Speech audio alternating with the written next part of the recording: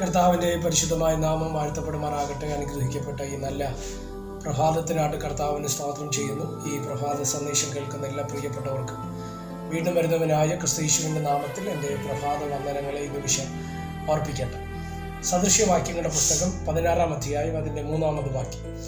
നിന്റെ പ്രവൃത്തികളെ യഹോവയ്ക്ക് സമർപ്പിക്കുക, എന്നാൽ നിന്റെ ഉദ്ദേശങ്ങൾ സാധിക്കും. ഈ വാക്യങ്ങൾക്കായിട്ട് ദൈവത്തിന് സ്തോത്രം ചെയ്യുകയാണ്.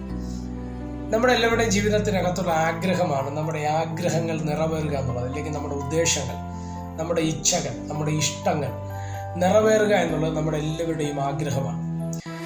ആഗ്രഹം ഇല്ലാത്തവരായിട്ട് ആരുമില്ല, അല്ലേ? എന്തെങ്കിലുമൊക്കെ ആഗ്രഹങ്ങൾ, വാഹനം എടുക്കാനോ, ഇല്ലെങ്കിൽ പുതിയൊരു ഡ്രസ്സ് എടുക്കാനോ, ഇല്ലെങ്കിൽ വീട് മേടിക്കാനോ, ഇല്ലെങ്കിൽ യാത്രകൾ ചെയ്യാനോ, ഇങ്ങനെ പലതരത്തിലുള്ള ഇഷ്ടങ്ങൾ പലർക്കും ഉണ്ട്. ഓരോരുത്തർക്കും ഓരോ സ്റ്റാൻഡാണ്, പലരുടെയും ഇഷ്ടങ്ങൾ ഓരോ നിലവാരത്തിലാണ്.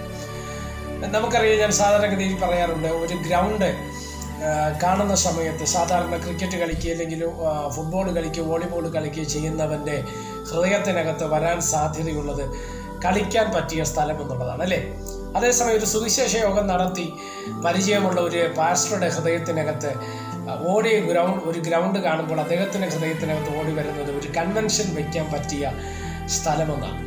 ഒരു വസ്തു നമ്മൾ കാണുന്ന സമയത്ത് ഒരു സാധാരണ വ്യക്തിക്ക് ഒരു വീട് വയ്ക്കാൻ കൊള്ളാമെന്ന്, അല്ലെങ്കിൽ ഒരു ബിസിനസ് സ്ഥാപനം വയ്ക്കാൻ കൊള്ളാമെന്ന് പറയുമ്പോൾ, ഒരു പാസ്റ്ററിനൊക്കെ അദ്ദേഹത്തിൻ്റെ മനസ്സിനകത്ത് കടന്നു വരുന്ന ചിന്ത ഒരു നല്ല പള്ളി വയ്ക്കാൻ, അല്ലെങ്കിൽ ഒരു നല്ല ചർച്ച് ബിൽഡിംഗ് വയ്ക്കാൻ പറ്റിയ സ്ഥലമെന്നാണ്. അതുകൊണ്ട് ഞാൻ പറഞ്ഞത്, ഓരോരുത്തരുടെയും ചിന്തകൾക്ക് വ്യത്യാസമുണ്ട്. അവർ നിൽക്കുന്ന പ്രൊഫഷനോടോ അല്ലെങ്കിൽ അവർ നിൽക്കുന്ന തലങ്ങളോടോ ബന്ധപ്പെട്ടായിരിക്കും അവരുടെ ചിന്തകൾ വിസ്തൃതമായി വരുവാൻ തക്കവണ്ണം ഇടയാകുന്നത്. അപ്പോൾ നമ്മുടെ എല്ലാവരുടെയും ആഗ്രഹമാണ് നമ്മുടെ ഉദ്ദേശങ്ങൾ നടക്കുക, അല്ലെങ്കിൽ നമ്മുടെ ആഗ്രഹങ്ങൾ സാധ്യമാകുക എന്നുള്ളത്. എന്നാൽ ഇവിടെ തിരുവചനത്തിലൂടെ ഞാൻ പറയാം, നമ്മുടെ ആഗ്രഹങ്ങൾ നടക്കും, നമ്മുടെ പ്രവർത്തികൾക്ക് സഫലമുണ്ടാകും, നമ്മുടെ ഇഷ്ടങ്ങൾ ദൈവം സാധ്യമാക്കി തരും. എങ്ങനെ സാധ്യമാക്കുമെന്ന് ചോദിച്ചാൽ ഒറ്റ ഡിമാൻഡാണ് സദൃശ്യവാക്യങ്ങളുടെ പുസ്തക ശലോമോൻ എന്ന ദൈവമനുഷ്യൻ പറയുന്നത്: നിന്റെ പ്രവർത്തികളെ യഹോവയ്ക്ക് സമർപ്പിക്കുക. സ്തോത്രം. നമ്മൾ എന്ത് പ്രവൃത്തി ചെയ്താലും, എന്ത് പ്രവൃത്തി എന്ന് പറയുന്നത് ദൈവത്തിന് ഇഷ്ടമില്ലാത്തതല്ല.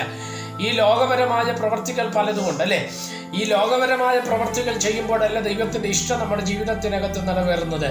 നമുക്കറിയാം, ആദാമിനെ ദൈവം തോട്ടത്തിൽ, ഏതേൻ തോട്ടത്തിനകം സൃഷ്ടിച്ചു വയ്ക്കുമ്പോൾ പറഞ്ഞൊരു വാചകമുണ്ട്, അല്ലെ? എല്ലാ വൃക്ഷത്തിൻ്റെയും ഫലം നിനക്ക് തിന്നാം, എന്നാൽ നടുവിൽ നിൽക്കുന്ന വൃക്ഷത്തിൻ്റെ ഫലം നീ എന്ത് ചെയ്യരുത്, തിന്നരുതെന്ന് ദൈവം പറഞ്ഞല്ലേ. അപ്പം ഞാൻ പലപ്പോഴും ആ വാക്യങ്ങൾക്കകത്ത് നിന്ന് മനസ്സിലാക്കാൻ കഴിയുന്ന ഒരു കാര്യമുണ്ട്. ഒരായുസ് മുഴുവൻ തിന്നാൽ തീരാത്ത ഫലങ്ങൾ വേറെ എവിടെയുണ്ട്. ഈ നടുവിൽ നിൽക്കുന്ന വൃക്ഷഫലമല്ല, മറ്റു പല ഫലങ്ങൾ അവിടെ ഉണ്ട്. ഒരായുസ് മുഴുവൻ കഴിച്ചാൽ തീരാത്ത ഫലം അവിടെയുണ്ട്. എന്നാലും മനുഷ്യന്റെ ഹൃദയം പോയത് അങ്ങോട്ടാ, അരുതെന്ന് പറഞ്ഞതിലേക്കാണ്. ചെയ്യരുത്, പാടില്ല എന്നുള്ളത് എന്താണോ നമ്മൾ, ഈ ഒരുപക്ഷെ സമൂഹമായിരിക്കാം, ബൈബിളായിരിക്കാം, ഇല്ലെങ്കിൽ ചർച്ച ആയിരിക്കാം, ഇല്ലെങ്കിൽ പാരമ്പര്യമായിരിക്കാം, ഇല്ലെങ്കിൽ കുടുംബ തലങ്ങളിൽ നിന്നായിരിക്കാം, എന്താണോ അരുതെന്ന് പറഞ്ഞത്, എന്താണോ പാടില്ലെന്ന് പറയുന്നത്, അതിലേക്കാണ് പലപ്പോഴും മനുഷ്യരുടെ ചിന്ത എന്ത് ചെയ്യാറുള്ളത്, പോകാറുള്ളത്. ഇവിടെയാണ് ഈ വാക്യത്തിന്റെ പ്രസക്തി വരുന്നത്.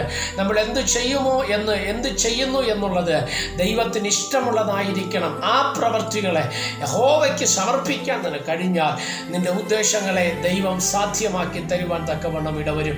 ആരൊക്കെ ദൈവത്തിൻ്റെ ഇഷ്ടം ചെയ്യാൻ വേദപുസ്തകത്തിനകത്ത് തുനിഞ്ഞിട്ടുണ്ടോ അവരുടെ എല്ലാവരുടെയും ജീവിതത്തിനകത്ത് യഹോവയുടെ കരം വെളിപ്പെട്ട് വന്നതായിട്ട് നമ്മൾ വായിക്കപ്പെടുന്നുണ്ട്, അല്ലേ?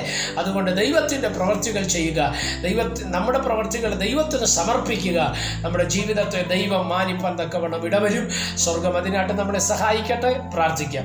പരിശുദ്ധ പിതാവേ, ഈ സന്ദേശത്തിനായിട്ട് നന്ദിയോടെ സ്തോത്രം ചെയ്യുന്നു. സന്ദേശം കേൾക്കുന്ന എല്ലാ പ്രിയപ്പെട്ടവരെ തൃക്കരങ്ങൾ തരികയാണ്. അവിടെ നിന്ന് ചിറകടിയിൽ മറയ്ക്കണമേ, ആത്മീയ ഭൗതിക നന്മകളാൽ നിറയ്ക്കണമേ.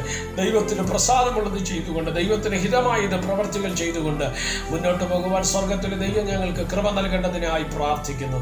സമസ്തവും തൃക്കരങ്ങൾ തരുന്ന കൂടെ ഇരിക്കണം. മഹത്വം അങ്ങേക്ക്. യേശു കർത്താവിൻ്റെ നാമത്തിൽ പ്രാർത്ഥനകളെ കേൾക്കണം. സ്വർഗീയ നല്ല പിതാവേ, ആമേൻ. എല്ലാവരെയും ദൈവം അനുഗ്രഹിക്കട്ടെ. God bless you.